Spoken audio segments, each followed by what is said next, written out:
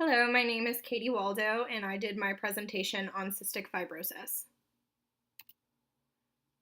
What exactly is cystic fibrosis? It is a non-curable disease that involves mutations in the cystic fibrosis transmembrane conductance regulator gene, which is also known as the CFTR.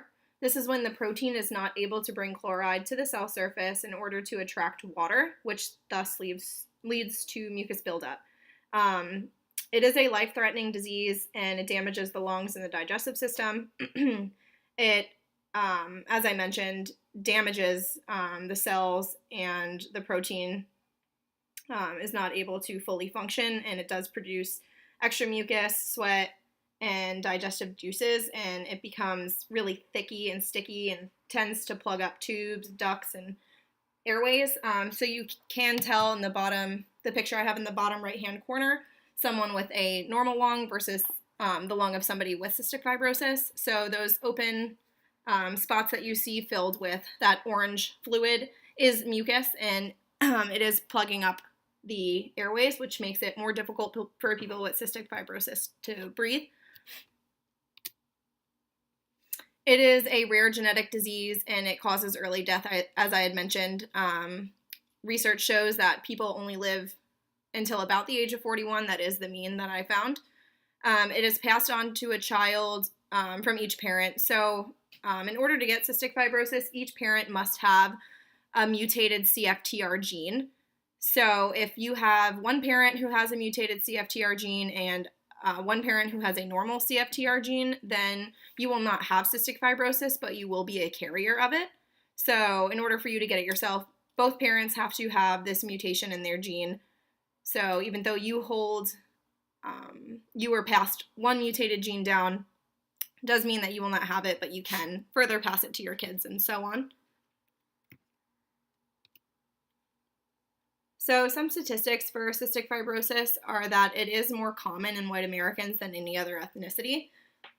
To show this further, it occurs in 1 in 2,500 to 3,500 white newborns, which is a lot compared to the 1 in 17,000 African Americans who get it and the 1 in 31,000 Asian Americans who get it. It is quite a big difference, and definitely shown to be more prevalent in white newborns. So doctors typically diagnose cystic fibrosis by performing genetic and sweat screening tests.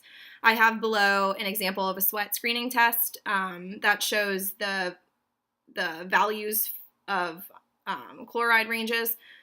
So for someone who does not have cystic fibrosis, also known as the diagnosis of normal, it would be under 30, whereas borderline would be 30 to 59, and positive for cystic fibrosis would be equal to or greater than 60. So living with cystic fibrosis, it is very important to remain healthy, washing hands on a regular basis, maintaining a healthy diet, receiving regular physical exams as well as medical exams.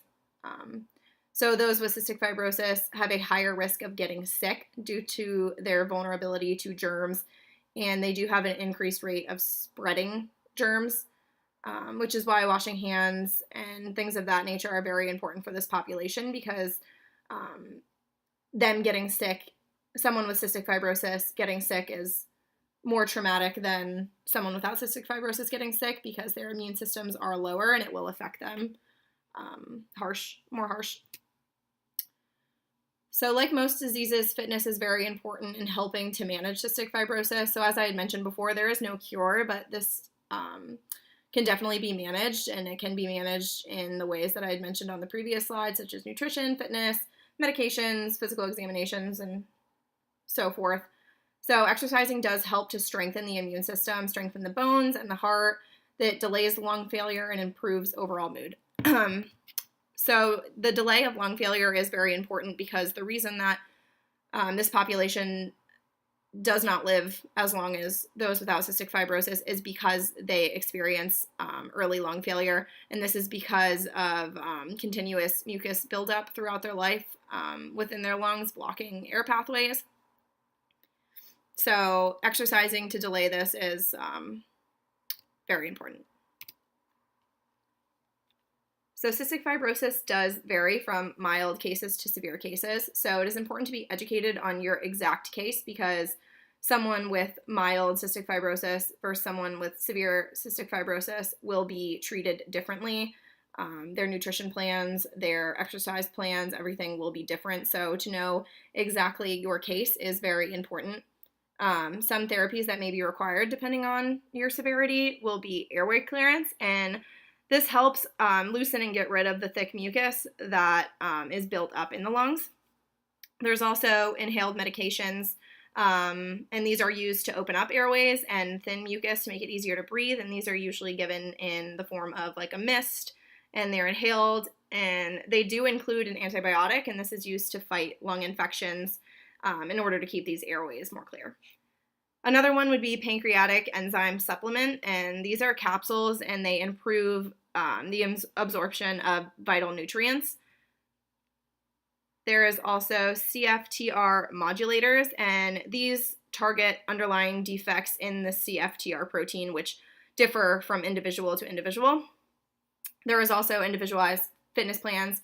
As I had mentioned, someone with mild cystic fibrosis versus someone with severe cystic fibrosis will not have the same fitness plan due to what they can manage and what they can't manage.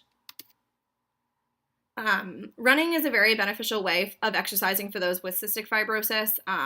It is hard to tell how long and how often somebody should be running with cystic fibrosis, because if their case is severe, they cannot go out and run 5 miles a day, for example.